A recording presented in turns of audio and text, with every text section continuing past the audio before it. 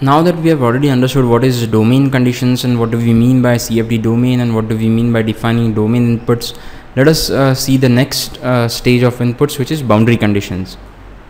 So boundary conditions are basically inputs that are required at boundaries of the CFD domain, and these are required on all regions at the outer extremities of the domain to be simulated. This basically means bound the problem, and there are 5 basic flow boundary conditions. First is wall, which is like a fixed surface which does not allow mass to pass through it. Next is outlet. We will see in detail what do we mean by outlet, which allows mass to go out of the domain. There are also inlets which allow mass to come into the domain, and there is symmetry also, which is a symmetric boundary condition. We will see later in detail. And also there is something called as opening, which allows mass to either go out as well as come in depending upon what the pressure gradient is. So we will see all these boundary conditions in detail in the slides to follow.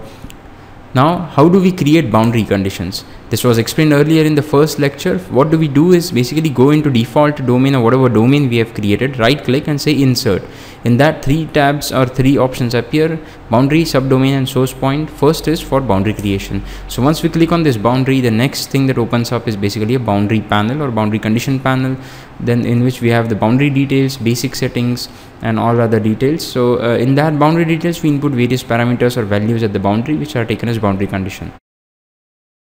So as an example, here you have created inlet with 5 meter per second velocity, and this is where it is appearing. It goes under the outline tree under the domain in which we have created that boundary.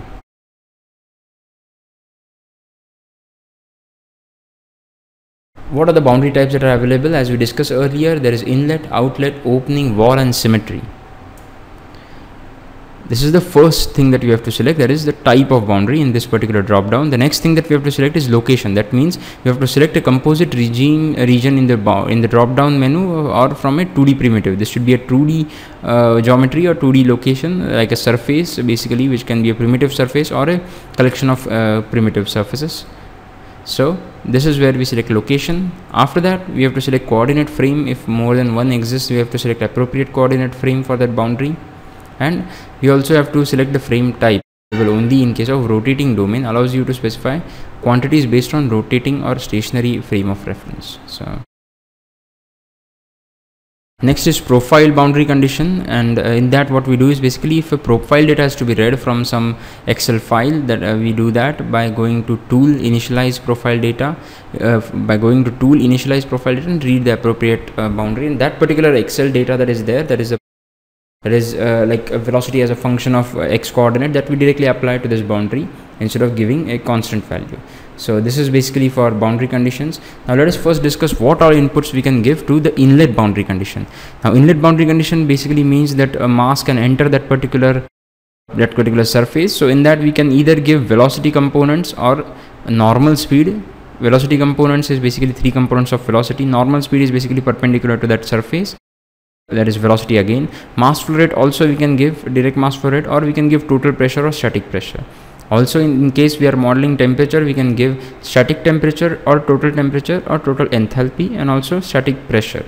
So as well as for turbulence we give inlet turbulent conditions. Now for outlet, it is basically similar type of options are available. We can either give static pressure, that is average static pressure, or velocity components if you want to fix the mass coming out of that. Also we can give static pressure directly instead of an average static pressure, or normal speed or mass flow rate. Opening allows basically mass to come in or go out depending upon what the pressure gradient is. So in that we can give opening pressure and direction. Also opening pressure for entrainment can be given, static pressure and direction can be given, and static pressure entrainment can be given. Velocity components also can be given, as well as opening temperature or inflow boundary conditions, inflow turbulent conditions can be given. We will see in detail one by one all these options. For wall we can basically select as no slip or free slip wall. Also for roughness parameters we can give the wall as well as heat flux, or we can make it as adiabatic or insulated wall. Also fixed temperature wall conditions or heat transfer coefficient can be given. You will see in detail in the flow and heat transfer lectures of following this. Symmetry means only specify the region corresponding to the symmetry plane, so that is another boundary condition.